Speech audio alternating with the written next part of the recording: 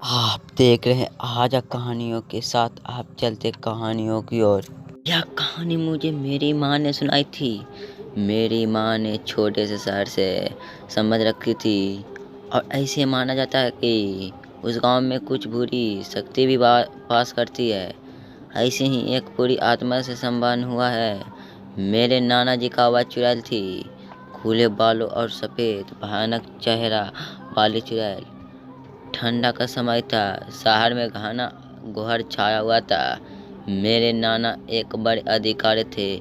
रोज की तरह उस दिन जब मेरे नाना अपना काम खत्म करके दफ्तर से घर की ओर जाने लगे तो रास्ते में पड़ने वाला बाजार से वह कुछ सामान लेने के लिए रुका। उनके बाकी साथी आके चले गए और वे पीछे छूट गए।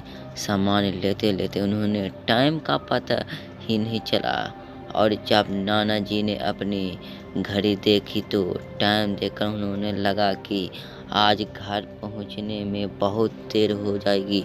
उन्होंने सोचा जंगल में रास्ते अगर जाऊंगी तो जल्दी पहुंच जाऊंगी, इसलिए उन्होंने जंगल की ओर गाड़ी घुमाकर। काफ़ी अंधेरे हो गया था। नाना जी तेज गति के साथ गाड़ी चला रहे थे, लेकिन उनके गाड़ी के एक आगे एक औरत आ गई है।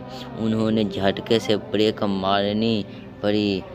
जो औरत गाड़ी के सामान आई थी वह तेज तेज रो रही थी। नाना जी को लगा कि वह जरूर किसी मजदूर की पत्नी होगी जो रास्ता भटक भटक गई है। रास्ता सुनसनाटा था, इसलिए उन्होंने सोचा कि इसलिए महिला की मदद की जाए। उन्होंने उस औरत से पूछा कि वह यहाँ अकेला क्या कर रही है। उसने कोई जवाब नहीं दिया और जोर जोर से रोने लगी। ऐसा लग रहा था कि मानो सारा जंगल उसकी आवाज़ से गूंजा रहा हो।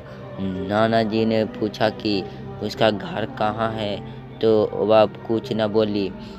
नाना जी ने बोला कि तुम मेरे साथ मेरे घर चलो, सुबह तुम्हें तुम्हारे घर छोड़ दूंगा। वह नाना जी के साथ चलने के लिए तैयार हो गई। गाड़ी के पीछे वाली सीट पर बैठाकर रीति रिवाज के कारण उसके अपने सिर पर घूंघट डाल रखना था, जिसकी वजह से उसका चेहरा छिपा हुआ था। गाड़ी पर सब नाना जी का इंतजार कर रहे थे। जैसे ही गाड़ी की आवाज़ आई सब भागकर इकट्ठा हो गए। जब उस महिला को बारे में घर में पूछा गया तो नाना जी ने उसकी कहानी बताई।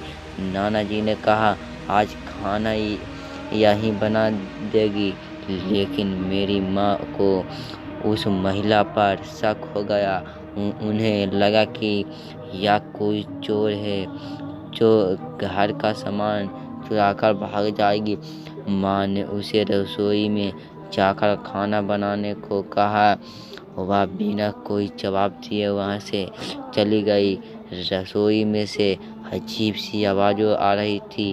बस रसोई में सारा सामान रखा कर मेरी माँ ने उसे कहा कि सब भूखे हैं,